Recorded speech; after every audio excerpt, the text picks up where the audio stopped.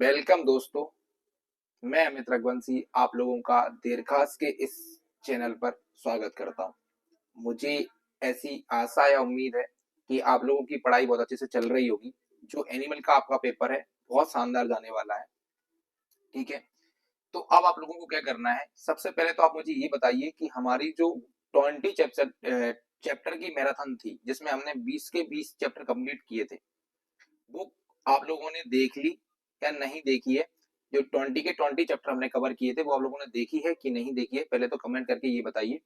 दूसरी बात क्या है कि आज की इस वीडियो में हम 2025 का पेपर कंप्लीटली सॉल्व करने वाले हैं, और जैसे ही 2025 का कंप्लीट हो जाएगा तो इसी वीडियो के अंदर 2024 का भी हम कंप्लीट करने वाले हैं।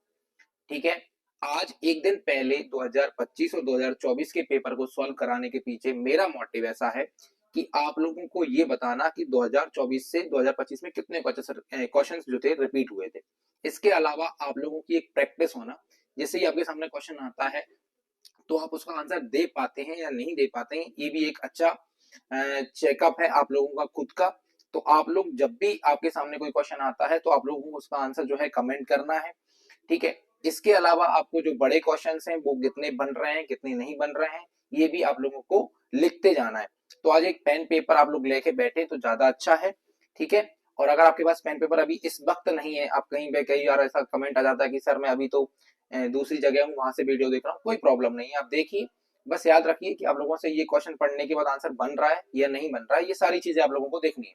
और जो एक नंबर वाले क्वेश्चन है यानी कि हमारे जो ऑब्जेक्टिव क्वेश्चन है उनके आंसर आप कमेंट में देते चलना मेरे साथ। ठीक है, हम दोनों ही पेपर 2025 और 2024 का पेपर कंप्लीटली सॉल्व करेंगे और ये जानेंगे कि हमसे कितने आंसर्स इसके अंदर बनेंगे। ठीक है, तो आप लोगों को आज मैं बता देता हूं कि आप लोगों को जो है 4 सेट पेपर के अंदर देखने को मिलेंगे, set A, set B, set C और सेट डी। और मेरे सामने जो आज है 2025 का सेट डी पेपर है।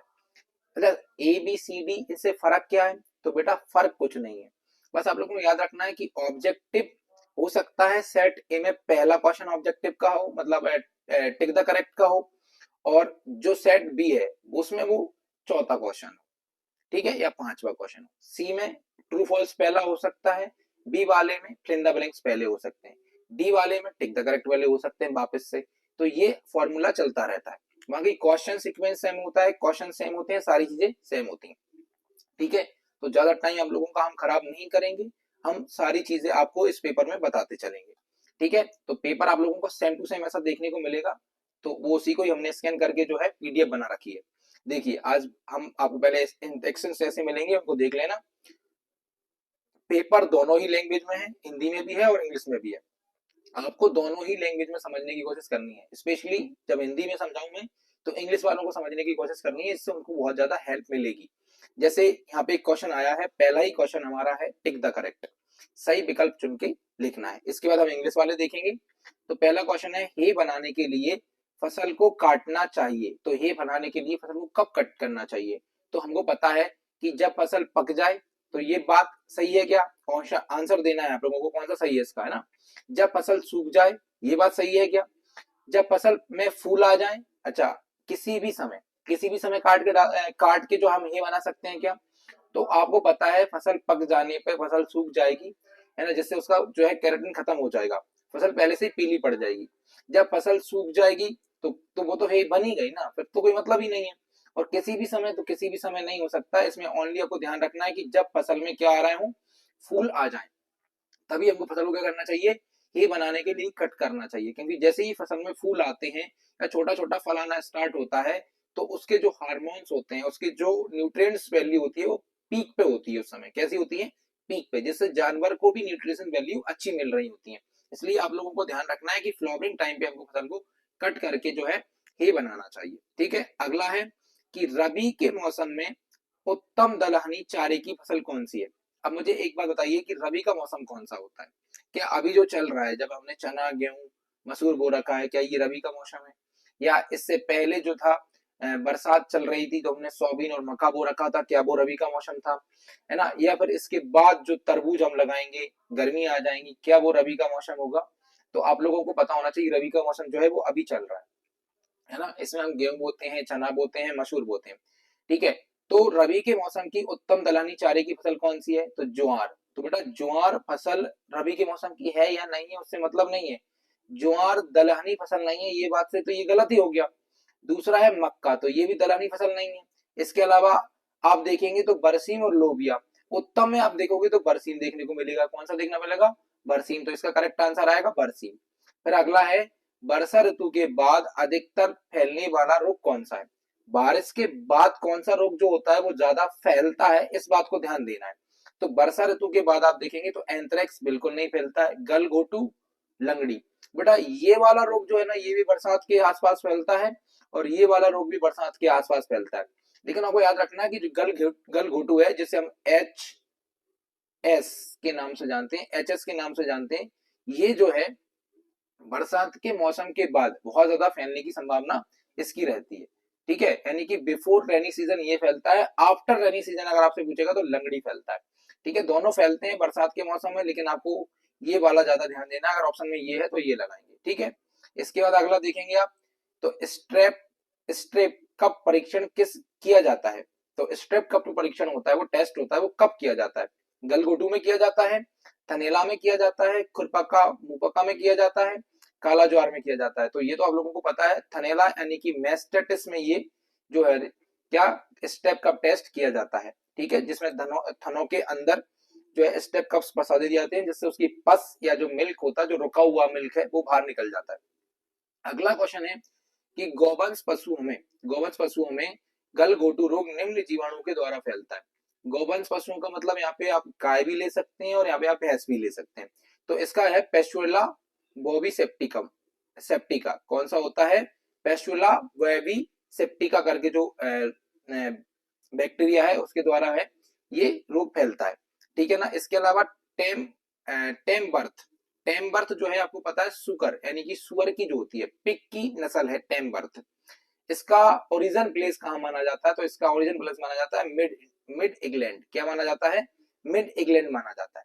ठीक है, आगे चलते हैं भैया। अब देखो, मुझे पता है हिंदी मीडियम वालों के टाइम पे इंग्लिश वालों ने सबर की, अब इंग्लिश वालों के सामने हिंदी मीडियम वालों को सबर करनी ही पड़ेगी। ठीक है, तो आप लोगों को देखना है यहाँ पे कि आप लोगों का भी रिवीजन हो जाएगा ना। जैसे कि for hay making appropriate harvesting time, hay बनाने के लिए फसल को कब कट करना चाहिए? तो आप लोगों को पता है फ्लावरिंग टाइम, अभी थोड़ी देर पहले हमने बात करी है, कब कट करना चाहिए? फ्लावरिंग टाइम में कट करना चाहिए।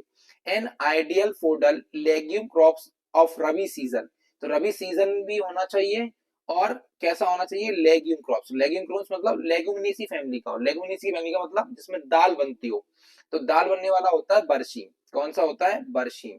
ठीक है, ज्वार और मेज, अगर ये दोनों देखोगे आप तो ये आप लोगों को दिखेगा ग्रेमनी फैमिली का। किसका है? ग्रेमनी फैमिली का है। अच्छा आगे देखिए, commonly spread spread the disease after rainy season. After rainy season की बात हो रही है कि रेनी सीजन की जो है बात कौन सी बीमारी इनमें सबसे ज्यादा फैलती है? तो आपको याद रखना है एचएस। कौन सी? एचएस जिसे हम बोलते हैं, है ना, इसका ध्यान रखिए। ब्लैक वाटर भी आ सकता है लेकिन ये करेक्ट आंसर नहीं है जब एचएस ऑप्शन में है। अगर एचएस ऑप्शन में नहीं है तब आप ब्लैक वाटर की तरफ जाने वाले हैं। ठीक है, आगे देखिए, strip cup test are used. हमको पता है स्ट्रेप कप टेस्ट जो होता है ना, ये आपको मैस्टेटिस बीमारी में यूज किया जाता है। अच्छा आप लोग मुझे बताइए कि जो फुट एंड माउथ डिजीज होता है, इसमें हम कौन सी चीज यूज करते हैं? जैसे इसमें स्टेप कप टेस्ट यूज करते हैं, तो इसमें हम कौन सी चीज जो है ऐसी मेथड होती है जो यूज करते हैं इसके ट्रीटमेंट के लिए? जल्दी से बताना है। ठीक है, आगे चलिए, अगला क्वेश्चन है इन वॉबिस एनिमल, है ना, मतलब कि बॉबिस जो फैमिली होती है, बॉबिस एनिमल्स, इनमें जो बीमारी होती है एचएस। कौन सी बीमारी? इसको एचएस के नाम से जानते हैं। एचएस एचएस जो बीमारी होती है, disease is the spread by the bacteria. कौन से बैक्टीरिया के द्वारा होती है? तो इसका आंसर आपको लगाना है पेरिसेप्टिक पेस्ट्रेला बेबीसेप्टिका, है ना, इसके द्वारा ये बीमारी होती है। ठीक है, origin place of time birth swine breed, यानी कि पिग की जो टेम बर्थ ब्रीड है वो स्वाइन मतलब पिग होता है, और यानी सुअर होता है, और जो होता है क्या बोलते हैं? पिग। पिग मतलब भी सुअर होता है। तो ये मिडिल इंग्लैंड होती है। कहाँ है? मिडिल इंग्लैंड के अंदर है। चलिए, ये आप लोगों के क्या निपट गए भैया? ये आप लोगों के टिक द करेक्ट निपट गए। ठीक है, तो आपके कितने क्वेश्चन? 6 क्वेश्चन है। 6 में से आपको कितने ऑप्शंस अभी आ रहे थे, जल्दी से कमेंट करके बताइए मुझे। 6 में से 6 आपके सही जा रहे हैं और 6 में से 4 सही गए, 6 में से 5 सही गए, कितने सही गए बनाइए। बेटा आप लोगों को कमेंट करना है, लाइक करना, मेरी बात सुनो, लाइक मत भी करो चलेगा, कमेंट जरूर करो, क्योंकि अभी हम बात पढ़ाई की कर रहे हैं। मेरे लिए व्यूज और मेरे लिए आप लोगों की जो चीजें हैं ना वो मायने नहीं रखती हैं। आप लोग कमेंट इसलिए करिए क्योंकि जब आप कमेंट करेंगे तो आपके माइंड के जो सबकॉन्शियस माइंड है वहां पे ये क्वेश्चंस फिट होंगे, और जब आप एग्जाम टाइम पे उनको याद करने की कोशिश करेंगे तो एग्जाम में आपको वो चीजें याद आएंगी। इससे प्रैक्टिस, लिखने की प्रैक्टिस हो जाएगी आप लोगों की। इसलिए कमेंट जरूर करना है आप लोगों को, ठीक है बेटा। आगे चलिए, आगे चलते हैं हम। अब हमको आगे खाली फिल इन द ब्लैंक्स क्या आ रहे हैं, फिल इन द ब्लैंक्स आ रहे हैं। ये काफी अच्छा फिल इन द ब्लैंक्स है। आप लोगों को ये अच्छी बात है कि हिंदी और इंग्लिश दोनों में एक साथ में समझा पाऊंगा, एक साथ ही पेपर में दिख रहे हैं। देखिए जरा, जैसे पहला ही है, मादा सुकर का, एक मादा सुकर का गर्भकाल कितने दिनों का होता है ना। यहाँ पे दिया है a female pig gestation period, है ना। गर्भकाल को क्या बोलते हैं, गेस्टेशन पीरियड इज डेज। तो चाहे वो आपको पता होना है कितना होता है, 114 दिन होता है। कितना होता है भैया, 114 दिन का जो होता है ना गर्भकाल, वो होता है किसका, सुअर का। तो सुअर की जो फीमेल होती है उसका गर्भकाल यानी गेस्टेशन पीरियड जो होता है वो 114 दिन का होता है। इस बात को आप ध्यान रखेंगे। अच्छा मुझे आप लोग बता सकते हैं गेस्टेशन पीरियड क्या होता है, गेस्टेशन पीरियड क्या होता है, आप लोगों में से कितने लोग बता सकते हैं, जल्दी से कमेंट करके बताइए। अगर देखिए, सर्वाधिक दूध देने वाली बकरी की भारतीय नस्ल कौन सी है ना। यानी क्वेश्चन आएगा is highly milk milk given Indian breed. तो इंडियन ब्रीड में सबसे ज्यादा दूध देने वाली बकरी होती है जमुना पारी। कौन सी, जमुना पारी, है ना। याद रखो यहाँ पे भी जमुना पारी, जमुना पारी लिख लो आप लोग अपने यहाँ पे, लिख लो, यहाँ पे सही लिखा नहीं होगा, आप लोग अपने पेपर में लिख लीजिए। जमुना पारी जो है भारतीय नस्लों में मतलब इंडियन ब्रीड्स के अंदर सबसे ज्यादा दूध देने वाली नस्ल है। इसके बाद यहाँ पे दिया है पश्मीना बकरी से प्राप्त होता है। अब आता है ये बड़ा अच्छा क्वेश्चन है कि pashmina is obtained from got. तो इस गॉट का नाम पश्मीना ही है, एक तो याद रखो क्या नाम है, पश्मीना है। पश्मीना का दूसरा नाम है कश्मीरी, दूसरा नाम क्या है, कश्मीरी, कश्मीरी नाम है इसका, क्या नाम है, कश्मीरी। तो आप लोगों को याद रखना है यहाँ पे कश्मीरी, कश्मीरी या पश्मीना। तो पश्मीना, पश्मीना ही बकरी से अपडेट होता है और इसको हम कश्मीरी के नाम से भी जानते हैं। लेकिन इस प्रकार के क्वेश्चन जब आते हैं तो उसमें कश्मीरी आंसर देना होता है। क्या आंसर देना होता है, कश्मीरी, ठीक है। इसके अलावा देखो, the origin place of merino सीप, मैं इसका आंसर आप लोगों से जानना चाहूंगा, क्योंकि दुनिया में जितनी भी भीड़ है, जितनी भी सीप है, उनमें सबसे ज्यादा अगर कोई फेमस है तो वो कौन सी है, वो है मेरिनो। कौन सी है, मेरिनो। और दुनिया में जितनी भी ऊन मिलती है उसका 80% हिस्सा, कितना हिस्सा, 80% जो हिस्सा है वो मेरिनो के द्वारा ही ऑपरेट होता है, या उसकी जो क्रॉस ब्रीड होती है उनके द्वारा ऑपरेट होता है। तो आप लोगों को बताना है कि मेरिनो जो है उसका ओरिजिन प्लेस कहां पर है, बर्थ प्लेस कहां पर है। इसका आंसर जल्दी से देना है आप लोगों को, जल्दी से आंसर दीजिएगा, है ना। तो इसका आंसर है स्पेन। कौन सा है, स्पेन। स्पेन के अंदर याद रखना है, स्पेन, स्पेन के अंदर इसका ओरिजिन प्लेस माना जाता है। आप यहाँ पे लिख देना स्पेन, ठीक है, स्पेन, ठीक है। अगला है सेंट्रल सीप and bull research institute is establish in. अब बताइए जरा, केंद्रीय भेड़ एवं ऊन अनुसंधान संस्थान कहां पर है। तो ये बच्चे बच्चे को पता है, अंबिका नगर, अंबिका नगर, नगर, है ना। और यहाँ पे लिखेंगे अंबिका नगर, बीका नगर। आप लोग लिख लेना अपने इसमें किसका कहां पर है, अंबिका नगर में। आप मुझे आंसर कमेंट में ये करिए कि अंबिका नगर कहां पर है, अंबिका नगर कहां पर है, ये आंसर आप लोग जल्दी से कमेंट के अंदर बताइए। अगला है soft thin and strong wool productive sheep breed is. तो आप लोगों को अच्छी तरीके से पता है कि बारीक, मुलायम और मजबूत ऊन देने वाली भेड़ की नस्ल कौन सी है। तो ये बच्चे बच्चे को पता है कि सबसे अच्छी जो ऊन है वो मेरीनो जो है, मेरीनो के द्वारा ऑपरेट होती है। किसके द्वारा होती है, मेरीनो के द्वारा ऑपरेट होती है। मेरीनो को बेटा इंग्लिश हिंदी दोनों में मेरीनो बोलते हैं। क्या बोलते हैं, मेरीनो। देखो ऐसा लिख देना, मेरीनो, मेरीनो, मेरीनो, ठीक है। तो मेरीनो का नाम ही मेरीनो है। अच्छा, अंबिका नगर जो है ना बेटा, ये राजस्थान के अंदर है। कहाँ है, राजस्थान के अंदर है। तो ये हमारे fill in the blanks complete हो गए 2025 के ना। चलिए भैया, अब आ जाइए, अब आपके सामने है भैया ट्रू फॉल्स। इतने शानदार क्वेश्चन आपके ट्रू फॉल्स के अंदर देखने को मिल रहे हैं, है ना। सब बहुत आसान पेपर आने वाला है, घबराना नहीं है, चिल रहिए। अगर आप लोगों से ये पेपर बन रहा है तो मैं गारंटी दे रहा हूँ कि आप लोगों से वो पेपर भी बनेगा, है ना। जो हमने वीडियो कवर की है उसमें बहुत सारी चीजें कवर की हैं, कुछ भी नहीं है, उस वीडियो को बार बार देखिए। वो वीडियो अपन लोगों का अगर दिखा हो गया तो आप कोशिश करें कि आप जो है चैप्टर वाइज वीडियो भी देख के चले जाएं, तो भी अच्छी बात है, वो भी हमने डाल रखी है। ठीक है, अब जल्दी से इसके अंदर देखिए, राष्ट्रीय दुग्ध अनुसंधान संस्थान करनाल हरियाणा में स्थित है।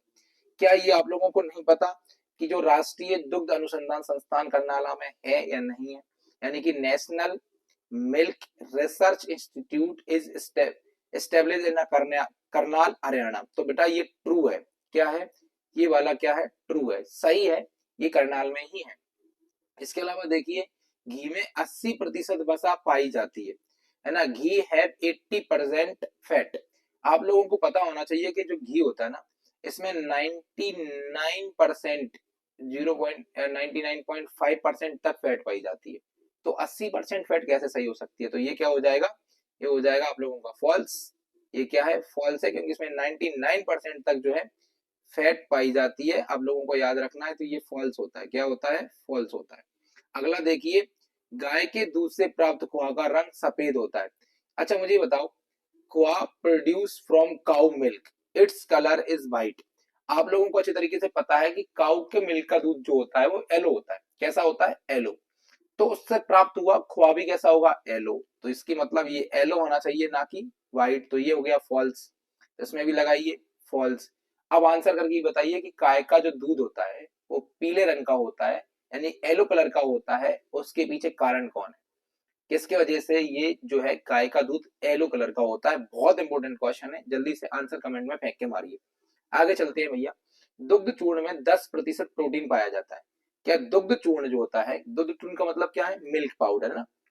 मिल्क पाउडर में, मिल्क पाउडर है 10% प्रोटीन। इसका आंसर बताइए, ट्रू है या फॉल्स है, जल्दी से आंसर बता के बताइए जरा, है ना। मिल्क पाउडर में कितने परसेंट प्रोटीन होता है, आप लोगों को ये पता अगर है, ये पता अगर आप लोगों को है तो आप लोग बता सकते हैं कि ये आंसर सही है गलत है।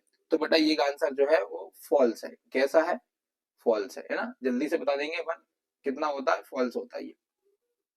ठीक है, ट्रू नहीं है, ये क्या है, फॉल्स है, एफ बना हुआ है, एफ।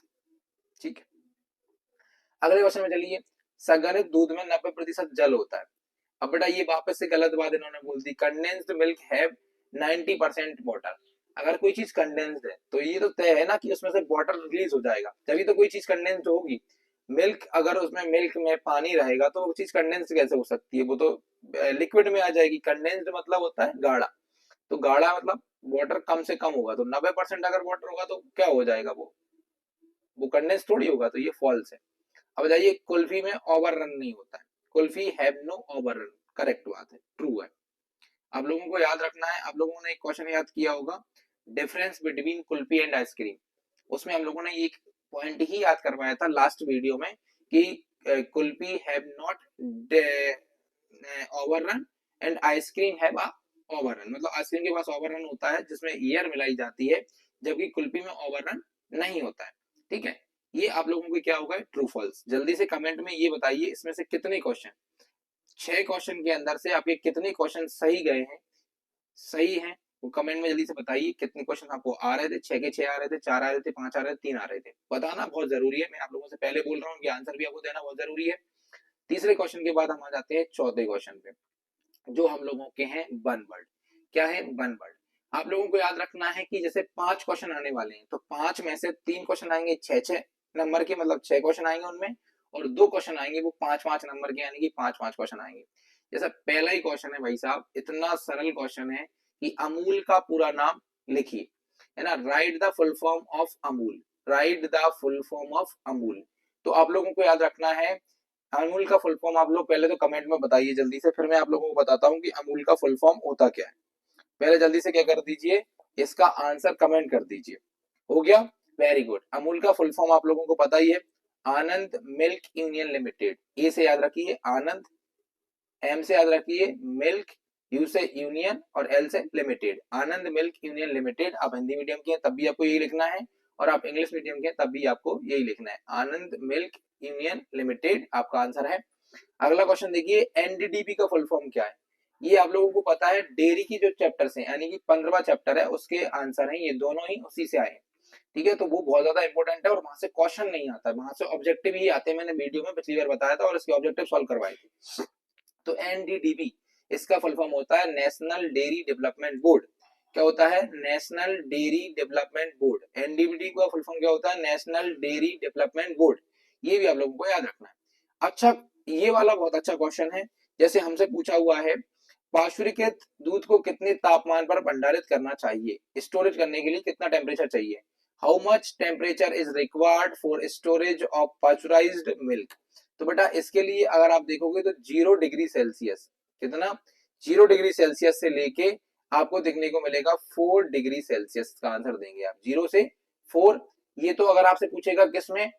सेल्सियस में। तो और अगर मान लो पूछ लिया भैया ने फ़ारेनहाइट में पूछ लिया, तो आप लोग इसका आंसर देंगे 32 फ़ारेनहाइट।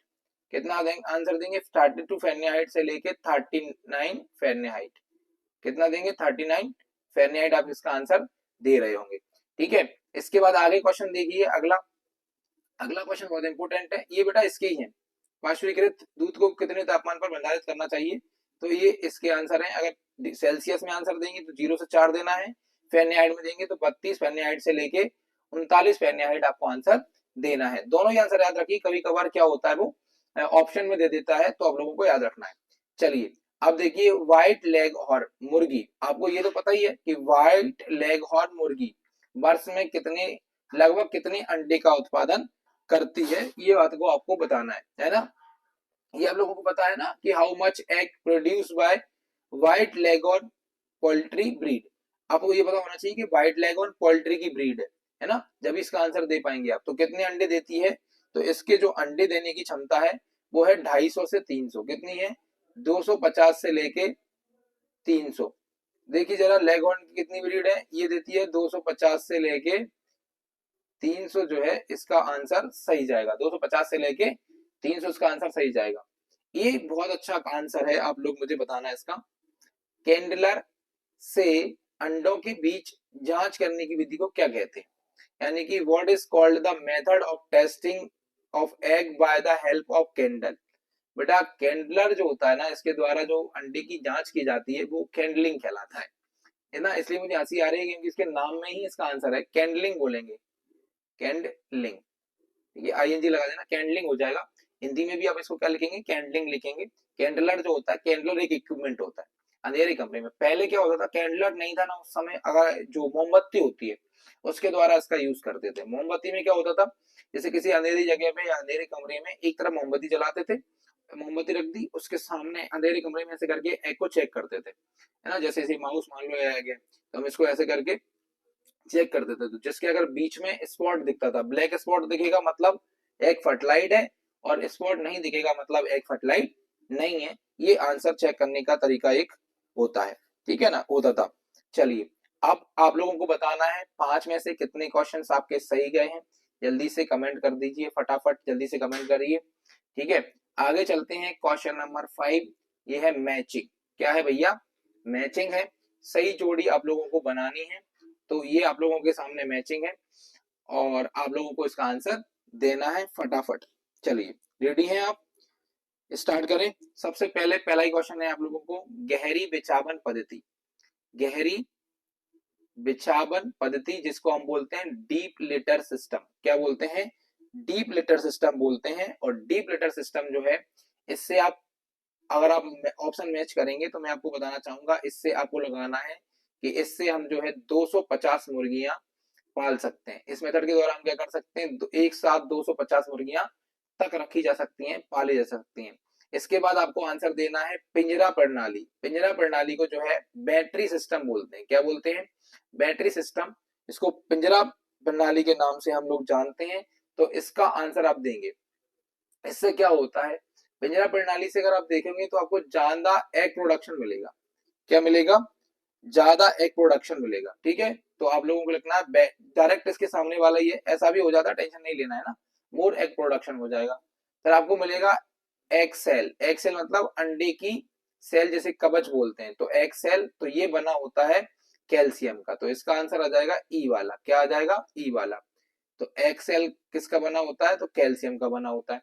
उसके बाद आ गई प्रोसेस, पोरोसिस। ये अच्छा क्वेश्चन है, पोरोसिस। देखो अब ये हिंदी इंग्लिश में क्या फर्क है? सब चीजें वही की वही है बेटा ना। पोरोसिस, तो जल्दी से आप लोगों को बताना है पोरोसिस जो है, पोरोसिस का आंसर दीजिए जरा कि पोरोसिस में हम किस चीज को मिला रहे होंगे। पोरोसिस जल्दी से बताइए। पोरोसिस एक बार मैं चेक कर लेता हूँ क्योंकि गलत ना हो जाए, क्योंकि कभी कभार क्या चीजें हो जाती हैं, गलत हो जाती है ना, तो गड़बड़ हो जाता है। पोरोसिस, मैग्नीज याद रखना। अगर पोरोसिस नाम की बीमारी होती है तो ये मैग्नीज की डेफिशिएंसी की वजह से होती है। किसकी वजह से होती है? मैग्नीज की डेफिशिएंसी की वजह से होती है। ठीक है ना, ये आप लोगों को याद रखना है। इसके अलावा फिल्टर पॉसिंग जीवाणु, फिल्टर पॉसिंग जीवाणु, तो आप मुझे बताइए, आपके पास तो एक ही ऑप्शन बचा है, वो है option number A, in new castle, है ना। तो फिल्टर पॉसिंग बैक्टीरिया जो होता है ना, ये न्यू कैसल, न्यू कैस्टल या न्यू कैसल करके जो जगह है, यानी कि रानीखेत बीमारी से रिलेटेड जो चीज है उसमें ये होता है फिल्टर पासिंग बैक्टीरिया। अब मेरी बात ध्यान से सुनिए एक बार और मैं आपको समझा देता हूँ कि गहरी बिछावन पद्धति है, इसमें हम 250 से मुर्गियों के आसपास पाल सकते हैं डीप ब्लैडर सिस्टम के द्वारा। बैटरी सिस्टम से क्या हो सकते हैं? मोर एग प्रोडक्शन, ज्यादा से ज्यादा अंडे प्राप्त किए जा सकते हैं। अंडों की सेल जो होती है वो कैल्शियम की बनी होती है। किसकी बनी होती है? कैल्शियम की। इसके अलावा प्रोसेस जो होता है वो मैग्नीज की कमी से होने वाली एक बीमारी टाइप की है। फिल्टर क्रॉसिंग बैक्टीरिया जो है वो न्यू कैसल है। किसमें है? न्यू कैसल, यानी कि न्यू कैस्टल जिसे हम बोलते हैं, रानी खेत। अब आप लोगों को बताना है कि आपकी जो 5 जोड़ियों में से कितने क्वेश्चन जो हैं सही जा रहे हैं और कितने गलत जा रहे हैं। तो ये हमारे जो 28 मार्क्स के ऑब्जेक्टिव थे वो 25, है ना, 2025 के वो कंप्लीट हो चुके हैं। आपको इसमें से कितने नंबर मिल रहे हैं आप लोग जल्दी से कमेंट करके बताइए मुझे, और मैं आप लोगों को थोड़ा नीचे क्वेश्चन की तरफ ले चलता हूँ जिससे आप लोगों को पता चले। अब इनके आंसर मेरे पास नहीं है, मैं आपको ओरली समझाऊंगा। इसी के साथ आप लोगों को ये चेक करना है इसकी वीडियो में, क्योंकि इन पर हम ज्यादा फोकस नहीं करेंगे, हमको बस क्वेश्चंस देखने हैं। ज्यादा टाइम हमारे पास नहीं है पढ़ने के लिए। आप लोग करें ऑब्जेक्टिव, आप लोगों को अच्छे तरीके से देख के जाना है। इनसे ऑब्जेक्टिव 24 और 25 में से बहुत सारे ऑब्जेक्टिव आपको जो है पेपर के अंदर डायरेक्ट देखने वाले हैं। देख लेना आके, आप थैंक यू बोलोगे इसी वीडियो के नीचे। अच्छा ये देखिए, जैसे इसमें दिया है थनैला रोग के 2 लक्षण लिखिए। थनैला रोग के 2 लक्षण लिखिए। तो राइट 2 सिम्टम्स ऑफ मैस्टाइटिस। तो थनैला रोग के आपको 2 सिम्टम्स याद है ना, हमने कल ही जो बड़ी वीडियो डाली थी कल परसों, उसमें हमने बताया कि आपको जो है थनैला रोग के 2 सिम्टम्स क्या होते हैं। राइट 2 सिम्टम्स ऑफ मैस्टाइटिस, तो आप लोगों को पता है जो अडर होता है उस पर सॉइलिंग आ जाती है। इसके अलावा मिल्क में क्लॉट्स या पस आता है, 2 सिम्टम्स हो गए, है ना। इसके अलावा नीचे वाला भी दे सकते हैं आप, right 2 symptoms of anthrax. Anthrax बीमारी के 2 लक्षण लिखिए। नेचुरल होल से ब्लैक लिक्विड निकलता है ना, black coal liquid, like coal liquid release in natural holes like nose, eyes, ear, anus, इनसे ब्लैक कलर का लिक्विड निकलता है। इसके अलावा इसमें जो इसकी मृत्यु दर होती है बहुत ज्यादा होती है, वो लोग ना, बस खत्म हो गया। अगले क्वेश्चन की तरफ चलोगे आप तो आपको मिलेगा मछली पालन से होने वाले कोई 2 लाभ लिखिए। एक तो फॉरेनर एक्सचेंज मिलता है, फूड जो क्वालिटी होती है वो एनहेंस हो जाती है। इसके अलावा मछली पालन की स्टेपिंग की परिभाषा लिखिए। स्टेपिंग तो बहुत आसान है, बता रखी है आप लोग, इसको ये ज्यादा आसान है तो इसको कर सकते हैं। आगे देखिए, बर्बरी नस्ल की बकरी को 2 शारीरिक विशेषताएं लिखिए। इसके अलावा देखो विदेशी नस्ल की किन्हीं 4 बकरियों के नाम लिखिए। तो जो फॉरिनर बकरियां हैं, यानी कि write any 4 names of the foreign breeds. Foreign breeds के नाम नहीं लिख सकते आप लोग? कौन कौन सी हैं जल्दी से बताइए? सानियन है, न्यूबियन है, आप लोग उनके नाम लिख दीजिए, ठीक है ना। आगे चलिए, क्रीम पकाने के 2 लाभ लिखिए। मक्खन का औसत संगठन लिखिए। अब देखो कंपोजिशन से बहुत सारे बच्चों को डर लगता है, तो बड़ा टेंशन नहीं लेना है, कंपोजिशन अच्छे से देख के जाओ, लेकिन जरूरी थोड़ी है उस चैप्टर में कंपोजिशन अकेले हो। अब इसमें कितने अच्छे लिखे हैं, write the 2 advantage of cream ripening, है ना। क्रीम को पकाने के फायदे, फ्लेवर एनहेंस करना है, एनोमा जो एरोमा है उसका वो एनहेंस करना है, ठीक है। इसके अलावा चर्निंग इजी करनी है उसकी, मतलब आप क्रीम को चरेंगे मथेंगे उससे जो मक्खन बनाने के लिए, तो वो आसान हो जाएगा। ये तो फायदे हैं इसके, ठीक है। अब 10वां क्वेश्चन आप लोगों को देखो, यहाँ तक सब आपको 2-2 नंबर के मिलेंगे 12वें क्वेश्चन तक, है ना। चिडर चीज, कठोर पनीर बनाने की विधि को फ्लो चार्ट के द्वारा समझाइए। Right a flow chart method of the preparing cheddar cheese. भाई साहब ये वापस से रिपीट होगा, ध्यान लगा लो इस पे, मैं गारंटी दे रहा हूँ आप लोगों को, ये 100% आपको पेपर के अंदर देखने को मिलेगा। रबड़ी का औसत संगठन कितना है? Write the average composition of rabri, तो आपको ये भी याद है और ये वाला भी याद है, ठीक है। चलिए इसके बाद देखिए आप, है ना, right the definition of milk powder, किसी भी मेथड के द्वारा दूध को पाउडर में चेंज करना क्या कहलाता है, मिल्क पाउडर, मिल्क चून कहलाता है, कोई भी मेथड हो उससे कोई फर्क नहीं पड़ता है। इसके अलावा यहाँ पे देखो संघनित दूध क्या होता है, मिल्क से एवोपरेट मेथड के थ्रू, एवोपरेशन के थ्रू पानी को कम कर देना, पानी को हटा देना, क्या कहलाता है, कंडेंस्ड मिल्क कहलाता है, ठीक है। इसके अलावा संतुलित आहार, मैं पहले ही बोल चुका हूँ, डेफिनेशन याद करके जानी है पहले चैप्टर की, पहली चैप्टर की जो डेफिनेशन है इनमें से एक डेफिनेशन आपको 101% पेपर के अंदर देखने को मिलेगी। यहाँ पे देखो डेफिनेशन बैलेंस डाइट दी हुई है, इसके अलावा आपको आइडियल राशन की कैरेक्टरिस्टिक्स दिए हुए हैं, good characteristics of ideal ration. तो क्या होता है, provide the more total essential main essential nutrients, यानी कि जो मेन एसेंशियल न्यूट्रिएंट्स होता है वो प्रोवाइड कराता है। इसके अलावा maintain the physical growth and metabolic activities, ये करता है।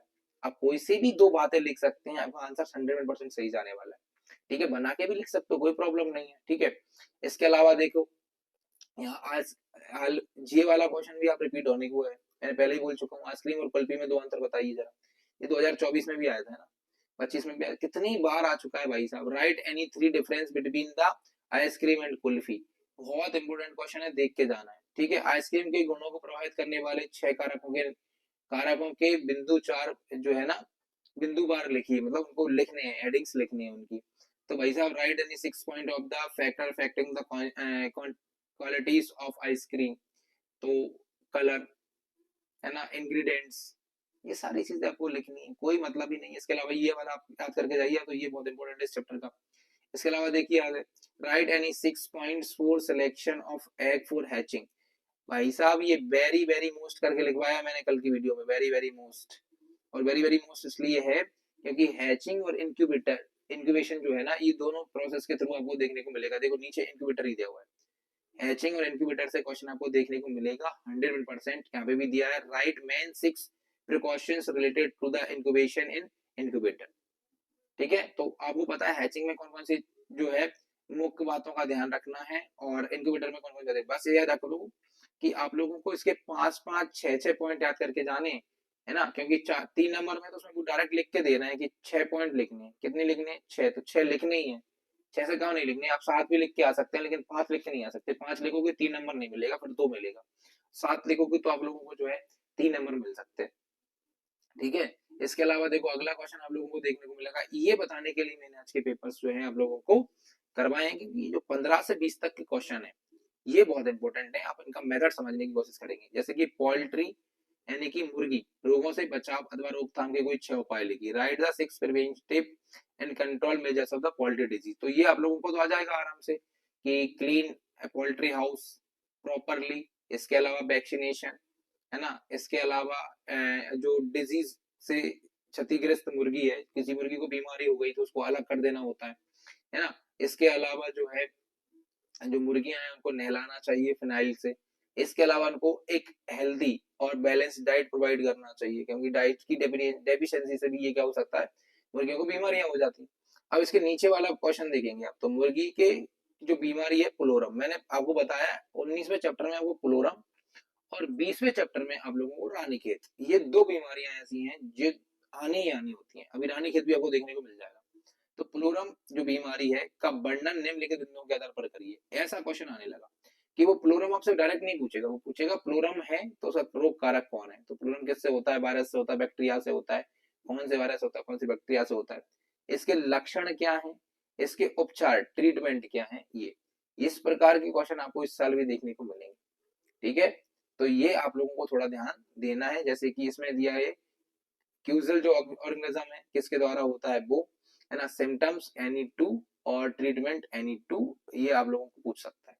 इसके अलावा देखिए बीमार पशु के समानता 6 लक्षण लिखिए। मैंने आप लोगों को इस वाले चैप्टर में एग्जामिनेशन जो चैप्टर है इसके अंदर 3-4 चीजें बताई हैं, हेल्दी एनिमल सिम्टम्स, है ना, और जो होता है ना बीमार इल, है ना, उसके बीमार पशु के लक्षण, यानी कि बीमार जो पशु होता है उसके लक्षण, प्रेग्नेंट काउ के सिम्टम्स, इसके अलावा जो होता है ईटिंग काउ जो होती है, कोई अगर हीट में उसके सिम्टम्स वगैरह इस तरह की जो चीजें हैं, ये क्वेश्चन आप लोगों को मैंने मोस्ट बता रखे। तो आप लोगों को देखना है कि जो पशु है उसके 6 लक्षण कौन से होते हैं, तो वो उसके कान ईयर हो जाते हैं, वो डाउन हो जाते हैं। एनिमल जो होता है वो सुस्त दिखाई देता है, एक्टिव नहीं होता है, खाना छोड़ देता है, रोमांटिक करना बंद कर देता है, ये इसके सिम्टम्स होते हैं। इसके अलावा देखो बीमारी के संक्रमण के कोई 6 कारकों के नाम लिखिए। Right the any cause of the infection of disease. अब ये क्वेश्चन हम लोगों ने नहीं पढ़ा है, देखना ये, लेकिन आप लोगों को ये क्वेश्चन मैंने डायरेक्ट नहीं पढ़ा है ऐसे कि write any 6 causes to infection of disease. तो भैया हम लोगों को डायरेक्ट पता है ना कि वायरस से होता है, बैक्टीरिया से होता है, पैरासाइट से होता है, फंगी से होता है, डेफिशिएंसी से होता है, इन वजह से जो है 6 कारकों से हो रहा है। ठीक है, और यहाँ पे क्वेश्चन पूछा है संक्रमण का। संक्रमण मतलब कि इन्फेक्शन का। तो इन्फेक्शन में आप लोग क्या बता सकते हो, कोई 6 कारक फैक्टर। तो इन्फेक्शन में आप बता सकते हो जैसे कि अब यहाँ पे कोई भी और इन्फेक्शन के अलावा कुछ पूछेगा तो आपको वो सारा डेफिशिएंसी है तो वो बतानी है। अब जैसे इन्फेक्शन पूछेगा तो क्या बताएंगे आप कि खाने के थ्रू फैल जाएगा, वाटर के थ्रू फैल जाएगा, है ना, संपर्क में आने से फैल जाएगा, प्रॉपर सफाई नहीं होगी तो फैल जाएगा, ये आंसर देने होते हैं। तो मैं आप लोगों को दोनों बता रहा हूँ, एक तो आंसर आता नहीं आता है, एक थोड़ा नया बनाने की कोशिश करते हैं। जैसे 2 क्वेश्चन है, जैसे 16वां क्वेश्चन है, 16वें में 2 क्वेश्चन है, ये वाला है और ये वाला। तो ये वाला तो बहुत आसान है ना, तो ये थोड़ा सा बनाने की कोशिश करेंगे, वो तो लोग थोड़ा ध्यान रखेंगे कि जो आसान है वो आंसर देके आना है आप लोगों को। तो अब देखो ये वाला क्वेश्चन आप लोगों का आएगा वेटनरी इक्विपमेंट से। जैसे से 4 चीजें पूछी हैं, बॉडी जो कास्टेटर, टी साइफन, टीट साइफन, टोकर और स्पेचुला। इन चारों के जो काम है वो जल्दी से कमेंट में बताना है कि बॉडी जो कास्टेटर के द्वारा क्या करा जाता है, टीट साइफन किस लिए यूज होता है, स्पेचुला का यूज क्या है, और टोकर कैनुला जो होता है ना इसका यूज क्या है। देखो बॉडी का कास्टेटर, टीट साइफन, टोकर कैनुला और स्पेचुला। मैं देखना चाहता हूँ कौन सबसे पहले आंसर देता है। इसके नीचे ही देखोगे आप तो आपको मिलेंगी दवाइयां। तो मैं आप लोगों को पहले ही बोल चुका हूँ, अगर आप लोग कमजोर बच्चे हैं तो इस वाले चैप्टर में आप लोगों को सिर्फ और सिर्फ वेटनरी जो इक्विपमेंट्स हैं, इक्विपमेंट ही यूज कर लेने, इक्विपमेंट अकेले याद कर लेने, उनसे ये काम चल जाएगा। आप लोग जो है ये जो नीचे मेडिसिन वगैरह दी हैं वो आप लोग याद ना करें तो सही है। ठीक है, अब देखो 18वां क्वेश्चन है, उत्तम दुधारू गाय। भैंस के कोई 4 लक्षण लगी, मैं ये पहले ही समझा चुका हूँ आप लोगों को भैया कि जो दूध देने वाली लैक्टिक काउ होती है उसके सिम्टम्स देने। Right any 4 utilities of the score card. Score card method का क्या यूज है वो बताना। सबसे अच्छी मेथड है ईयर्स निकालने के लिए, जानवर को एग्जामिनेट करने के लिए यूज होती है ना, और उसको बेचने के लिए हम जो है सही खरीदने के लिए यूज कर सकते हैं, उसको कोई बीमारी हो जाती है, मतलब बहुत आसान है, प्रोडक्शन यूटिलाइज करने के लिए भी यूज की जा सकती है। ठीक है, इसके अलावा आप देखोगे आप 19वां क्वेश्चन देखिए, 19वां क्वेश्चन क्या है, मुर्गियों के बर्ड फ्लू रोग के कोई 2 कारक, एक लक्षण और एक रोकथाम। मैंने बोला था ना ये ऐसे लिख के देते हैं कि एक तो आपको बताना है कारण क्या है, सिम्टम्स क्या है और इसका ट्रीटमेंट क्या है, ये पूछना है। देखो देखो 1 सिम्टम्स, 4 प्रिवेंटिव मेजर्स, इसके अलावा बर्ड फ्लू डिजीज, इसके अलावा 2 क्यूजेस, है ना, किसके द्वारा होता है। रानीखेत बीमारी के बारे में निम्नलिखित जानकारी दीजिए। देखिए मैंने बोला था रानीखेत आनी ही आनी है। गिवन द फॉलोइंग इंफॉर्मेशन, तो जैसे क्यूजियल ऑर्गेनिजम्स, 2 सिम्टम्स, 4 प्रिवेंटिव मेजर्स, ये आप लोगों को याद रखनी है। अब यही जो चीजें हैं भैया जो आप लोगों को पेपर में डायरेक्ट देखने को मिलेंगी। और देखो अब लास्ट में 20वां चैप्टर जो है ये आप लोगों को देखने को मिलेगा बहुत ही शानदार, कि पशु में प्रोटीन एवं कार्बोहाइड्रेट के कोई 4 लक्षण, 4 कार्य देकर बताइए, किस किस के, प्रोटीन के या कार्बोहाइड्रेट के। तो आदर्श राशन को परिभाषित करके इसके आदर्श 4 गुणों का वर्णन करिए। तो बैलेंस डाइट क्या होती है और उसके 4 मेन कैरेक्टरिस्टिक्स कौन कौन से हैं वो डिफाइन करने हैं। दोनों ही क्वेश्चन आप लोगों से बन रहे हैं तो आपको जो आसान लगे वो करिए। ठीक है, तो ये हमारा 25 यानी कि 2025 है ना, जो 2025 का जो क्वेश्चन था वो कम्प्लीटली आप लोगों के सामने मैंने सॉल्व कर दिया। और एक भी ऐसा क्वेश्चन नहीं मिला जो हमने वीडियो के माध्यम से आप लोगों को ना पढ़ाया हो, और कल के पेपर में भी आपको एक भी क्वेश्चन ऐसा नहीं मिलेगा जो वीडियो के माध्यम से ना पढ़ाया हो। अब ये समय है हम लोगों का 2024 के पेपर को देखने का। 2024 के पेपर को भी आप लोग बिल्कुल शांति से साथ में सुनेंगे, उसके ऑब्जेक्टिव में वापस रिपीट करवाऊंगा। 2024 का पेपर आप लोगों के लिए बहुत इंपॉर्टेंट क्यों है, क्योंकि सबसे जैसे 2025 का हाल साल का क्वेश्चन है तो इसमें से तो ओनली जो है 10% चीजें रिपीट होंगी, इसमें से आप लोगों को लगभग 30% चीजें रिपीट होने वाली। कितनी चीजें रिपीट होने वाली हैं, 30% चीजें 2024 के पेपर से रिपीट होने वाली हैं। इसलिए 2024 के पेपर में भी शांति से मेरे साथ बने रहिए। ठीक है, चलिए हम लोग 2024 का पेपर खोल लेते हैं आप लोगों के सामने।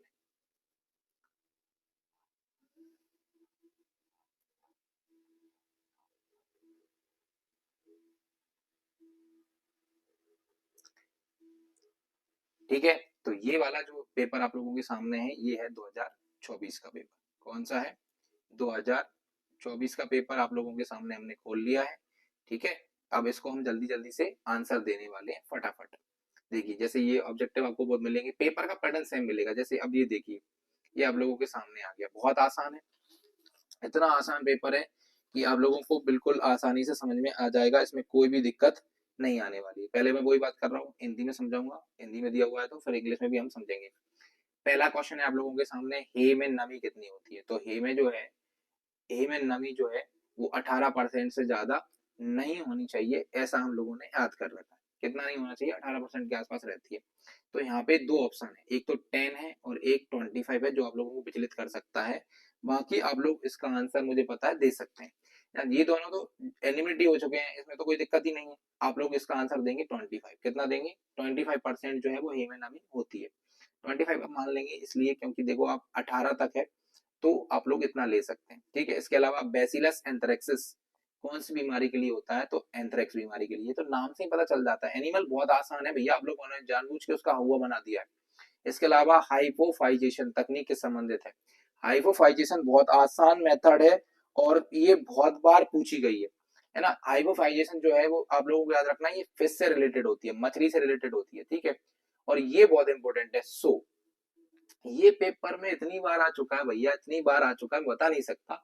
और ये इसमें नहीं, पीईटी के पेपर में भी कई बार पूछ लिया जा चुका है कि सो किसको बोलते हैं? कि जो फीमेल पिग होती है, फीमेल सुअर होता है उसको बोलते हैं, मेल पिग होता है यानी कि नर सुअर होता है उसको बोलते हैं, मादा भेड़ को बोलते हैं, नर भेड़ को बोलते हैं। जल्दी से इसका आंसर आप लोग कमेंट में फेंक के मारिए कि इसका आंसर क्या होने वाला है। तो इसका आंसर आएगा ए, जो मादा जो होती है, मादा सुअर यानी कि फीमेल पिग होती है उसको बोलते हैं, है ना। गरीब की गाय, बच्चे बच्चे को पता है भैया, बकरी को बोला जाता है। गॉट को गरीब की यानी कि पुअर्स मैन काउ बोला जाता है। बकरी की नस्ल में सबसे बड़ी नस्ल होती है जमुनापारी। ये 2025 में फिल इन द ब्लैंक्स में था। इधर आप लोगों को टिक द करेक्ट में मिल गया। अब आप लोग पूछ रहे थे ना, ये 2025 में ही आया हुआ क्वेश्चन था भैया, अब 2025 के पेपर में अभी हाल देखने को मिला है। ठीक है, ऐसे बहुत सारे क्वेश्चन आप लोग भूल जाते हैं, मैं भी भूल जाता हूँ कि ये वहां पर आया था। बहुत बार ऐसा होगा आप लोगों के सामने। ठीक है, तो वो क्वेश्चन बहुत ज्यादा रिपीट होने वाले हैं। जैसे देखिए, the percent of the moisture present in hay, तो आप लोग लगाएंगे 25, है ना। Bacillus anthracis is a accused organism, तो एंथ्रेक्स बताइए आप लोगों को। The hypophysation technique is related to, तो ये आप लोगों की हो जाएगी फिश से रिलेटेड, है ना। इसके अलावा सो जो है SOW, कभी कभार एसओ अकेला लिखा आता तो भी आप लोगों को सो याद रखनी है, ये फीमेल पिग होती है। कौन होती है? Female pig. The cow of poor is called, तो ये होती है गॉट। ठीक है, इसके अलावा the big breed of all God breeds, तो इनमें है जमुनापारी, ये सबसे लंबी ब्रीड होती है इसलिए को सबसे बड़ी बोल दिया जाता है। ठीक है, अब आप लोगों के सामने आ गए फिल इन द ब्लैंक्स, और ये अच्छी बात ये है कि आप लोगों के सामने ही है। इसमें भी आप लोगों को उधर से रिलेटेड जो है क्वेश्चन देखने को मिलेंगे। जैसे इसमें दी हुई है मंगूर, मंगूर की नस्ल है, मंगूर जो है मछली की नस्ल है, मछली, मछली की नस्ल है। किसकी है? मछली यानी कि फिश। मंगूर is a breed of fish, किसकी है? ब्रीड, फिश की। सुकर का गर्भकाल, देखो ये 2025 में आया था अभी हाल, मैंने देखा था, आप लोगों को बिल बताया था 114 दिन, 114 दिन। तो day is gestation period of pig 114 दिन। ठीक है, इसके अलावा is are name of the longest ear sheep breed, Lohi. कौन सी है? लोही। दुनिया में सबसे ज्यादा बार पूछी जाने वाली भेड़ है ना, सबसे अधिक लंबे कान वाली कौन है? लोही है, लोही, लोही। ठीक है, एनडीडीबी का पूर्ण रूप क्या है? इसका मतलब एनडीडीबी का फुल फॉर्म क्या है? तो नेशनल डेयरी डेवलपमेंट बोर्ड। ये भी 2025 में पूछ लिया गया है, मैंने आप लोगों को बताया था, हबियाल पेपर में पूछा था हमसे। जो बर्ड होते हैं उनके अंदर फुल फॉर्म अमूल के साथ इसका पूछा था ना। तो ये है the full form of NDDB, तो नेशनल डेयरी डेवलपमेंट बोर्ड। ठीक है, रिपीटेड क्वेश्चन है, वापस से आप देख लो, 2 क्वेश्चन तो यही रिपीट हो गए, 3 क्वेश्चन हो गए फिल इन द ब्लैंक्स में। इसलिए मैं बोल रहा हूँ 2024 और 25 के फिल इन द ब्लैंक्स अगर आप जितने ज्यादा पढ़ के जाएंगे आप लोगों को उतना ज्यादा फायदा होने वाला है। ठीक है, इसके अलावा below than 0 degree Celsius temperature is the required for the cooling milk. अब हाल बात हुई थी 0 से 4, 0 डिग्री सेल्सियस से लेके 0 डिग्री सेल्सियस से लेके आप लोगों को 4 डिग्री सेल्सियस तक का जो टेम्परेचर है, मैं एक बार वापस चेक कर लेता हूँ, गलत तो नहीं कर दिया मैंने, तो इन्होंने दिया भी है कि देखो 4 से 5 डिग्री सेल्सियस, तो आप लोग 0 से 4 लगा सकते हैं, 4 से 5 लगा सकते हैं, मिनिमम आपको 4 और 5 डिग्री सेल्सियस का ही जो है कूलिंग करने के लिए आपको क्या होता है, इसकी रिक्वायरमेंट होती है। पेस्टराइज्ड मिल्क को भी सेव करने के लिए 0 से 4 डिग्री सेल्सियस की जरूरत होती है। ठीक है, ये भी रिपीटेड क्वेश्चन ही मान सकते हैं आप लोग, थोड़ा सा बदल के पूछा है। टेप वार्म इज अ, देखो यहाँ पे दिया हुआ ना, दूध को प्रतिशत के लिए गर्म तक तापमान की आवश्यकता होती है, तो 4 से 5।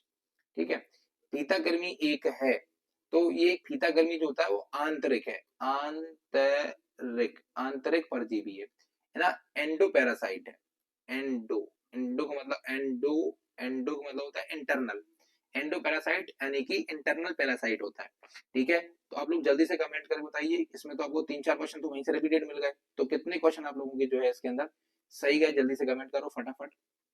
अगला क्वेश्चन आप लोगों के सामने है ना, ट्रू फॉल्स जो है, बहुत अच्छे ट्रू फॉल्स हैं, तो आप लोग जल्दी से देखेंगे मेरे साथ कि होल मिल्क पाउडर में नमी की प्रतिशतता 3% से कम होती है ना, less than 3 moisture present in whole milk powder. जल्दी से आंसर कमेंट करके बताइए, अति इंपॉर्टेंट है।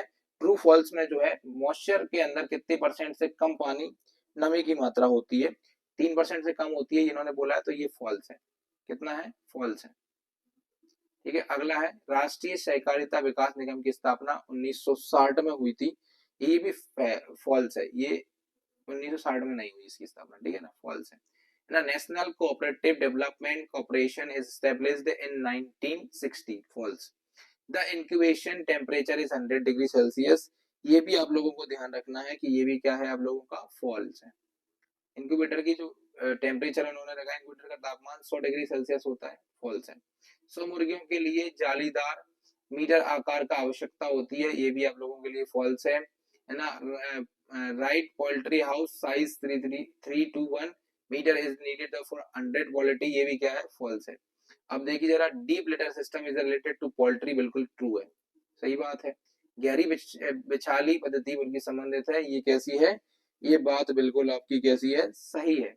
इसके अलावा bone meal is a good source of calcium, ये भी सही बात है, बॉर्न मील कैल्शियम का अच्छा सोर्स होता है, ये बात कैसी है, बिल्कुल सही है। ठीक है, अब आप लोगों को ये बताना है कि इसके अंदर कितने क्वेश्चन जो है आप लोगों के सही गए हैं और कितने जो है आप लोगों के रॉन्ग गए, जल्दी से आंसर कमेंट करके बताना है। आगे चलिए, अब देखो इसमें भी बहुत सारी चीजें आप लोगों की रिपीट हुई हैं, ठीक है, फिर भी आप लोग ध्यान रखेंगे तो आप लोगों का सब बनेगा भाई साहब। हम लोग क्या है, घबरा के पेपर देते हैं वहां जाके और दूसरे लोगों को बताने में लगे रहते हैं। मेरा एक सजेशन है भाई साहब, आप लोग मुझे एक बार बताइए कि सबसे पहले आप लोग ये बोलते हैं ना कि हम लोग दूसरों को बता के उनकी हेल्प कर रहे हैं, लेकिन बेटा अगर आप लोग नहीं लिख रहे हो ना पेपर में, तो आप अपने माँ बाप को धोखा दे रहे हो। तो सबसे पहले तो आपको इस बात का ध्यान रखना है कि पेपर में हम लोगों को सबसे पहले खुद का पेपर कंप्लीट करना है, क्योंकि भैया हमारे माँ बाप की आशाएं उम्मीद हमारे साथ जुड़ी हुई है। तो अगर हम अपने माँ बाप के और हमारे खुद के लिए जो है लॉयल नहीं है, तो हम दूसरों के लिए अच्छा करके भी क्या कर लेंगे। तो सबसे पहले अपना खुद का पेपर करिए, उसके बाद आपको जितना बताना है दूसरों को बताइए। मैं ऑफलाइन बैचेस में भी हमेशा बताता हूँ कि बेटा पहले अपना पेपर कर लो, कभी कभार आप जिनको बता रहे हो उनकी वजह से आपका खुद का पेपर बिगड़ जाता है और आपको पछतावे के अलावा कुछ भी नहीं मिलता है, और उसका भी हम लोग कुछ भला नहीं कर रहे हैं। जो बंदा पढ़ के नहीं जा सकता है, आप लोगों को लगता है कि आप लोग उसका थोड़े से क्वेश्चन आंसर बता देने से आपको उसको पास कराने से आप उसका भला कर देंगे, कुछ नहीं होगा। 12th का वैसे नहीं पढ़ेगा वो। तो भाई साहब आप लोग इतनी तो कॉमन सेंस के साथ आगे पढ़ाई करिए कि हम सबसे पहले खुद के लिए लॉयल रहें, फिर दूसरों की चिंता करें, क्योंकि हमारे माँ बाप की उम्मीदें हमारे साथ रखी हैं और हम उनकी उम्मीदों को कभी तोड़ नहीं सकते, इस बात को ध्यान रखिए। इसी खुद के लिए लॉयल रहिए, सबसे पहले खुद के लिए लिखिए। ठीक है, चल गए, आगे बढ़ते हैं भैया। देखो अभी आप लोगों के सामने है मैचिंग, मैचिंग बहुत शानदार है, जैसे इसमें दिया हुआ है गलगोटू। तो गलगोटू अगर आप देखोगे तो आप लोगों को दिखाई देगा कि जो गलगोटू है ये पेस्चुरेला बॉबी सेप्टिका से होता है, और ये 2025 का टिक द राइट है, वो है चूज द करेक्ट। ठीक है ना, ये है HS, जिसको हम गलगोटू बोलते हैं, हेमोरेजिक सेप्टिकीमा, है ना, इसको बोलते हैं पेस्चुरेला बॉबी सेप्टिका, और 2025 में ये पूछा है, अभी थोड़ी देर पहले मैंने बताया था आप लोगों को। 7-8 क्वेश्चन तो यहीं से रिपीट हो गए, है ना। अब 24-25 से करोगे तो आप लोगों को कम से कम 10 क्वेश्चन यहीं से देखने को मिलेंगे। अब देखो अगला, अगला क्वेश्चन है लंगड़ी। लंगड़ी को हम ब्लैक वाटर के नाम से जानते हैं, और जो लंगड़ी वाला जो है ना, लंगड़ी का अगर आप देखोगे तो हाँ, क्लस्ट्रेडियम सोबियाई। आ जाइए जहां से लंगड़ी लेके आइए ऐसे करके, और जहां सीधा मिला दीजिए। क्लस्ट्रेडियम सोबियाई जो है इसका आंसर करेक्ट है। लेक जो है ना, इसका कौन सा होता है, एफ होता है भैया, क्लस्ट्रोडियम सोबियाई। अब देखो ग्रोवर। ग्रोवर बहुत शानदार चीज है, और ग्रोवर में अगर मैं देखूं तो ग्रोवर रिलेटेड है मुर्गियों से। डायरेक्ट मुर्गियां दिख रही हैं हम लोगों को, डायरेक्ट दिख जाएंगी मुर्गियां, तो डायरेक्ट लगाएंगे चिकन। कैसे रिलेटेड है, चिकन से। सेल मुनीला जो है ना, सेलमोनेला बैक्टीरिया। सेलमोनेला बैक्टीरिया अगर आप देखोगे तो फालफॉक्स प्लोरम फंगस, तो आप लोगों को प्लोरम, ठीक है। सेलमोनेला बैक्टीरिया है भैया, ये प्लोरम से रिलेटेड है। किससे रिलेटेड है, प्लोरम। सेलमोनेला जीवाणु किससे है, प्लोरम से रिलेटेड है, ऐसे करके मिला दो, है ना। एबीपॉक्स, एबीपॉक्स जो है ये आप लोगों को दिखाई देगा फाउल पॉक्स, है ना। एबीपॉक्स और फाउल पॉक्स, और बन वाला जो है बच जाएगा, क्योंकि इसमें एक तरफ ज्यादा थी, एक तरफ 5 है और एक तरफ 6 है, तो एक जो है फंगस वो बच जाएगी, खाली जाएगी वो। तो ये आप लोगों को देखने को मिल गया, आज से कितनी चीजें हमारे 2025 से रिपीटेड हो रही हैं, ठीक है। अब आ जाइए वन वर्ड, है ना, वन वर्ड, एक वाक्य में उत्तर देना है, जल्दी जल्दी आंसर देंगे। सबसे पहला ही क्वेश्चन है सॉइलिंग की परिभाषा लिखिए, है ना। Right the definition of soiling. आप लोग जल्दी से इसकी डेफिनेशन कमेंट में, जल्दी से स्पीकर ऑन करिए, बोलिए और कमेंट कर दीजिए, ठीक है। अब मैं बता देता हूँ सॉइलिंग क्या होता है। चारे को, हरे चारे को सीधा काट कर फील्ड से, यानी जो खेत होता है वहां से सीधा काट के जानवर को खिला दें, उसको सॉइलिंग बोलते हैं। Write the definition of soiling. तो cut the fresh fodder and provide the animal is called soiling, ठीक है। अगले देखिए पैर डुबकी में उपयोग एक रसायन का नाम लिखिए, यानी कि write the name of chemical use for footbath, इसको बोलते हैं CuSO4। क्या बोलते हैं, CuSO4, यानी कि कॉपर सल्फेट। क्या होता है, कॉपर सल्फेट होता है, इसका नाम डायरेक्ट याद रखेंगे, कॉपर, है ना, कॉपर सल्फेट। कॉपर सल्फेट यहाँ पे लिख दो। उसके बाद आगे देखो, दूध में उपस्थित केसीन को संगत करके बनाए जाने वाले पदार्थ का नाम है पनीर। क्या नाम है, पनीर। क्या नाम है भैया, कैंगुलेशन प्रोडक्ट जो है ना वो पनीर होता है, पनीर, ठीक है। पनीर का नाम अभी डायरेक्ट याद। अब देखिए जरा, यहाँ पे अगला क्वेश्चन है आइसक्रीम के ओवररन का सूत्र लिखिए। भाई साहब इतना इंपॉर्टेंट है, इतना इंपॉर्टेंट है कि मैं आप लोगों को बता नहीं सकता। अब मैं आप लोगों को इसका डायरेक्ट फॉर्मूला लेके बताता हूँ। यहाँ पे वॉल्यूम, बेटा हिंदी वाले घबराओ मत, बता रहा हूँ क्या होता है। Volume, volume of ice cream, of ice cream, ठीक है, डायरेक्ट फॉर्मूला लेकर आए। उसके बाद माइनस लगा के लिखोगे वॉल्यूम ऑफ मिक्सर, वॉल्यूम ना कोई का कोई, वॉल्यूम ऑफ मिक्सचर, जो मिक्सचर होता है ना वो, उसका वॉल्यूम। और नीचे होता है volume of mixture, volume of mixture, into लगा के लिख दो 100, इनटू लगा के लिखोगे 100। ये होता है भैया ओवररन ऑफ आइसक्रीम। क्या होता है, overrun of ice cream. Formula of overrun of ice cream तो आप लोगों को ये वाला देखने को मिलेगा, ठीक है ना। तो वॉल्यूम मतलब होता है कि आइसक्रीम का आयतन माइनस, है ना, आयतन, मिक्सचर का आयतन। किसका आयतन, मिक्सचर का आयतन। जो मिक्सचर होता है ना, जो आइसक्रीम बनाने के लिए लिया, उसका आयतन, अपॉन में लिखो मिक्सचर का आयतन इनटू 100। तो जो एयर बच जाएगी ऊपर क्या आ जाएगी, एयर, उसी की परसेंटेज जो होती है वो ओवररन ऑफ आइसक्रीम कहलाता है, ठीक है। अगला देखिए जरा, राइट हो गया, right order other name of Ranikhet. भाई साहब रानीखेत की बड़ी अच्छी कहानी मैं सुनाता हूँ आप लोगों को। क्या हुआ था, 1928 की बात है, 1928, और एक बार आप चेक करेंगे 1928 या फिर 1900 जो है 26, इसके बीच की बात है। तो डेट वो 1928 या 1926 देते हैं ना, एक बार मैंने आपको बताया होगा वो देख लेना। तो 1928 के आसपास क्या हुआ था, जो उत्तर प्रदेश है वहां पर पहाड़ियां हैं, कुमायूं की पहाड़ियां, उनके पास एक जगह है रानीखेत। यहाँ पर एक बीमारी देखी गई थी, और ये इतनी खतरनाक बीमारी थी, इससे मुर्गियां मर ही जाती हैं, है ना। अधिकतर आप लोगों ने देखा इसकी मोर्टेलिटी रेट बहुत ज्यादा होती है, मृत्यु दर। तो इस बीमारी का नाम उस जगह के नाम से इंडिया में रख दिया गया रानीखेत। और इसको सबसे पहले इंग्लैंड में देखा गया था, न्यू कैसल, जिसको हम न्यू कैस्टल के नाम से जानते हैं, उस जगह पे। तो वहां इसका नाम हुआ न्यू कैस्टल। क्या नाम हुआ, न्यू कैस्टल या न्यू कैसल। तो आप लोगों को रखना है, रानीखेत का अलग नाम होता है न्यू कैस्टल। क्या होता है, न्यू कैस्टल, है ना। और इसी को हम इंडिया में रानीखेत के नाम से जानते हैं, और ये आप लोगों के ऑब्जेक्टिव खत्म हो गए। तो जल्दी से कमेंट में बताइए कितने आंसर जो हैं आप लोगों के करेक्ट आए। ठीक है, अब मैं आपको इसके क्वेश्चन आंसर जो है जल्दी से बता देता हूँ। अब आप लोगों को फटाफट इसके आंसर देखने हैं कि आप लोग देखना 2025 से कितने रिपीट होंगे और कितने आप लोग जो है बना पा रहे हैं। बना तो आप सारे ही पाएंगे, मैं गारंटी दे रहा हूँ। अगर आपने जो 2 घंटे 45 मिनट वाली वीडियो है उसको 4 से 5 बार देख लिया तो आपका पेपर 100% सही जाएगा।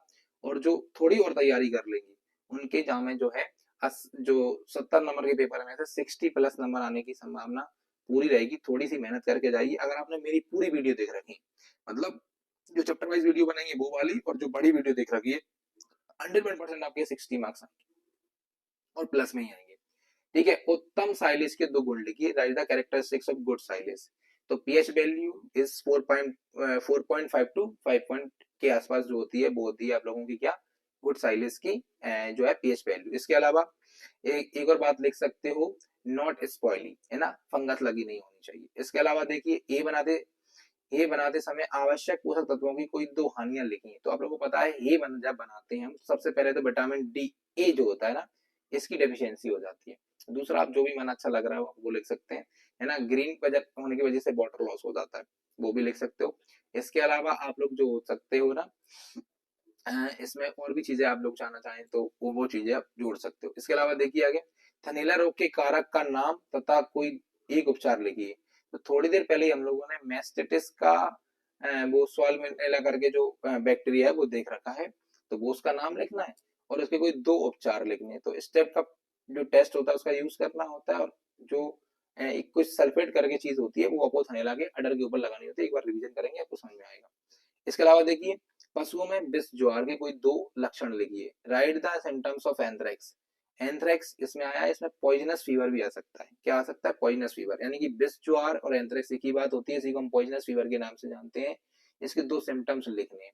तो पहला सिम्टम्स क्या है ना, ये 2025 में मैंने बता चुका हूँ ना हम लोगों को, 2025 का रिपीटेड क्वेश्चन है। मैं भूल जाता हूँ, इसमें बहुत सारे क्वेश्चन रिपीटेड होंगे ना। तो इसमें क्या होता है, जो नेचुरल पोल्स होते हैं इनसे क्या होता है, ब्लैक कलर का लिक्विड निकलता है, जो डम्बर होता है ना रोड बनाने के लिए, उसके जैसा दिखता है। ये सबसे ज्यादा इंपोर्टेंट सिम्टम है इसका, और आप लोग लिख सकते हो।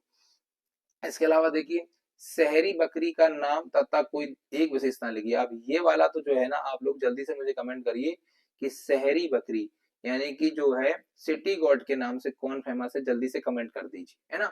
और कोई इसकी एक विशेषता लिखिए। विशेषता तो आप लिख ही सकते हैं। दूध की रानी के नाम से जो है वो सानेन को जानते हैं। किसको जानते हैं? सानेन। किसको जानते हैं? सानेन के नाम जो है बकरी, ये मिल्क क्वीन के नाम से जानी जाती है। और इसका रंग बताना है आप लोगों को, रंग आप लोग कमेंट करिए जल्दी फटाफट। अब आगे आ जाइए, बीकानेरी भेड़ का मूल स्थान क्या है? तो बीकानेर राजस्थान ही है भैया। इसका जो स्थान है उसमें क्या दिक्कत लगानी है, कोई एक विशेषता लिखनी है। कोई एक विशेषता मतलब कैरेक्टरिस्टिक लिखना है। तो इससे सबसे बढ़िया, दुनिया में सबसे बढ़िया कारपेट जो होते हैं वो इसी से बनाए जाते हैं ना। तो बीकानेरी सेब जो है बीकानेर राजस्थान में पाई जाती है, और दुनिया का सबसे अच्छा कारपेट इसी से बनाया जाता है।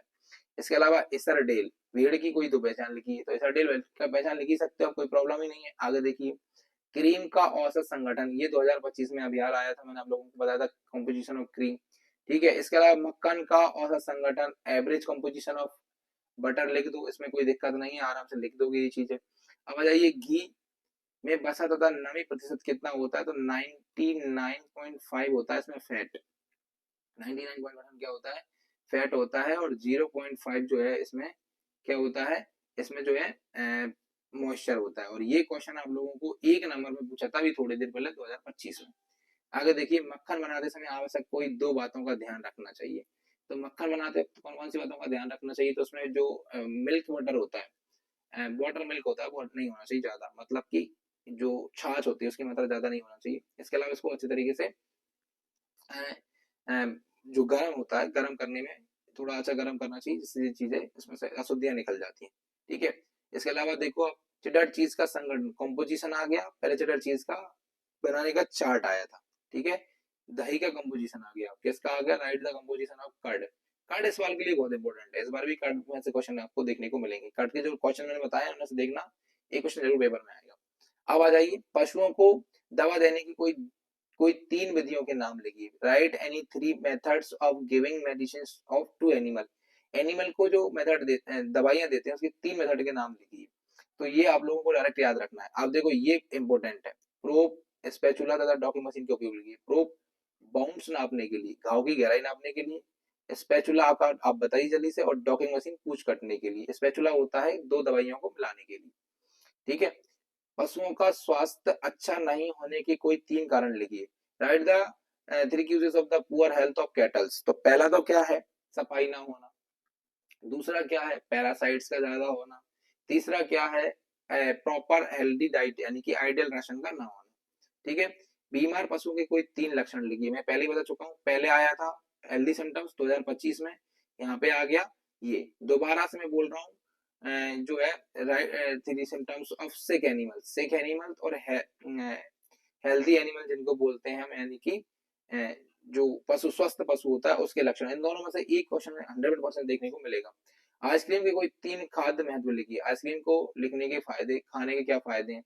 अब देखो कुल्फी बनाने का फ्लो चार्ट बना दीजिए, कुछ नहीं है, बफेलो मिल्क लेना है, ये लेना है, वो लेना है, ये क्या है, कुछ भी कर दीजिए ना। अब आगे आ जाइए आप लोग, right any 3 steps of spray drawing method. Spray drawing method के कोई 3 स्टेप्स लिखिए। ये मिल्क पाउडर होता है ना, मिल्क पाउडर, उसको बनाने की मेथड है ना। दुग्ध चूर्ण बनाने की मेथड है। संघनित दूध बनाने के कोई 3 लक्षण लिखिए। 3 लक्षण है ना, संघनित दूध बनाने के कोई 3 चरण लिखिए। तो ये भी आपको जो स्प्रे ड्राइंग है ना वो ही लिख देनी है इसमें। इसके अलावा आगे आ जाइए, आदर्श राशन के कोई 4 गुण लिखिए। आदर्श राशन के कोई 4 गुण यानी कि write the 4 characteristics of the ideal ration. तो आइडियल राशन जो होता है उसमें ऑल न्यूट्रिएंट्स होते हैं। ये वाला भी 2025 का आया हुआ क्वेश्चन है, हमने अभी देखा था थोड़ी देर पहले। इसके अलावा देखिए, right any 4 principles of the formulations of the live stocks. मतलब कि पशु आहार नीति करने की कोई 4 सिद्धांत। उनको बराबर एक खाना दे दें तो ये कितना खाना देना चाहिए, किन किन बेसिस पे देना चाहिए, ये बातें बतानी है, ठीक है। पशु के पशु पशुओं की जांच के कोई 4 उद्देश्य बताइए। Right the 4 objectives of the cattle examination. पहला तो ये है कि वो प्रोडक्शन पता करने में हेल्प करते हैं। दूसरा, एज पता करने में जो है पता हेल्प करते हैं। तीसरा, कोई बीमारी वगैरह हमको उसको पता लगाने में हेल्प करते हैं। चौथा, खरीदने और बेचने में हेल्प करते हैं, ठीक है। पशु जांचकर्ता के कोई 4 गुण लिखिए, वेरी मोस्ट है भाई साहब, इस बार भी आप लोग इसको कर सकते हैं। पशु जांचकर्ता के क्या होते हैं, तो पहले तो उसको ब्रीड की फुल नॉलेज होनी चाहिए। दूसरा, उसको इस काम में क्या होना चाहिए, इंटरेस्ट होना चाहिए। तीसरा जो है वो है आप लोगों को कि वो एक्सपीरियंस्ड होना चाहिए। कैसा होना चाहिए, एक्सपीरियंस्ड होना चाहिए। चौथा जो है वो आप लोगों को याद रखना है कि एग्जामिनर जो होता है, एग्जामिनर के अंदर जो है सेल्फ मोटिवेशन होना चाहिए इस काम को करने का, है ना। ये भी आपको याद रखना है। ये हमने जो करवाया ना उसके अंदर भी इसको दिया गया question. Right any 4 factors affecting of hatching. Hatching को इफेक्ट करने वाले फैक्टर्स के नाम लिखिए। मैंने थोड़ी बता दिया, इंक्यूबेटर और हैचिंग, ये 2025 में वापस से आ गया, 25 में आया था और यहाँ पर भी आएगा, ठीक है। अब आ जाइए अगला, चिरकालिक श्वसन रोग के रोगजनक तथा कोई 3 कारक लिखिए। Right the organism of the symptoms of the chronic respiratory. भाई साहब इस बार के लिए मैंने बहुत इंपोर्टेंट बताया ये क्वेश्चन, है ना। रानीखेत बीमारी का खोज एवं वर्ष तथा कोई 3 लिखिए। तो रानीखेत कुमायूं की पहाड़ी यूपी, अभियान में समझा रहा था आप लोगों को, यूपी के अंदर रानीखेत में हुआ था 1928 के अंदर, 1928 के अंदर। और इसके 3 सिम्टम्स आप लोगों का आराम से लिख सकते हैं। सांस लेने में दिक्कत होती है, स्नीज करते हैं, छींकते हैं फ्रिक्वेंटली, है ना। ये सारी चीजें रानीखेत के अंदर आपको लिखनी होती हैं, ठीक है। तो ये आप लोगों का 20 के 20 क्वेश्चन यहाँ पे कंप्लीट हो गए। तो 2025 और 2024 दोनों सेट मैंने आप लोगों को समझा दिए हैं। आप लोग जल्दी से इनके क्वेश्चंस लिखने का तरीका याद रखिए। ऐसे ऐसे क्वेश्चन आएंगे, चैप्टर वाइज सेम क्वेश्चन रहने वाले हैं, कोई प्रॉब्लम नहीं है, दोनों जो देख लीजिए। इसके बाद एक बार और आप लोग जो है 2 घंटा 45 मिनट वाली हमारी जो वीडियो है उसको देख के जाइए। 101% पेपर से आने के बाद आप लोग उसी वीडियो के नीचे और इस वीडियो के नीचे आप लोग मुझे थैंक्स बोलेंगे। आप लोग मुझे थैंक्स, देखो मेरी बात सुनो, अगर आप लोग आके मुझे बताओगे कि बहुत अच्छा हमारा रिस्पॉन्स गया है, बहुत अच्छा पेपर गया है, तो मैं उतना ज्यादा मोटिवेट होऊंगा आप लोगों के लिए नेक्स्ट तगड़ी तगड़ी वीडियो लाने के लिए पीसीएमबी में। पीसीएमबी में ही मैं कोशिश कर रहा हूँ कि अगर आप लोगों का अच्छा रिस्पॉन्स आया तो हम लोग जो है फिजिक्स, केमिस्ट्री, मैथ, बायोलॉजी की एक पूरी कंबाइंड वीडियो बनाएंगे, जिसमें केमिस्ट्री की वीडियो पहले से डली हुई है, बायोलॉजी की वीडियो भी 2 वीडियो में खत्म किया था हमने, फिजिक्स की वीडियो पूरी ला देंगे, मैथ्स की वीडियो पूरी ला देंगे। और वैसा मोस्ट इंपोर्टेंट क्वेश्चन दूंगा जो डायरेक्ट पेपर में आएंगे। इसलिए जल्दी से अगर आपने चैनल को फॉलो नहीं किया कर लीजिए, हमारे साथ सब्सक्राइब नहीं किया तो जुड़ जाइए ना, और दोस्तों को शेयर करिए, बहुत ज्यादा शेयर करिए। हर एग्रीकल्चर बच्चे के पास हमारा ये चैनल पहुंचना चाहिए, क्योंकि हम एमपीपीएटी और जो आईसीआर का आपने फॉर्म भरा है, सीओटी आईसीआर का, उसकी भी तैयारी आप लोगों को करवाने वाले हैं जस्ट आफ्टर जो है 7 मार्च। 10 मार्च से हम लोग इसमें एक नया बैच लॉन्च कर देंगे, उस पर आप लोगों को बहुत सारी पढ़ाई करवाने वाले हैं। तो पढ़ाई के लिए, यानी कि एग्रीकल्चर से जुड़े रहने के लिए हमारे साथ जुड़े रहिए, और जल्दी से पढ़ाई करना है। आज पूरे दिन आप लोग पढ़ाई करिए, रात में अच्छे से सोइए और सुबह उठ के पेपर दे के आइए। मिलते हैं नेक्स्ट वीडियो में। Best of luck.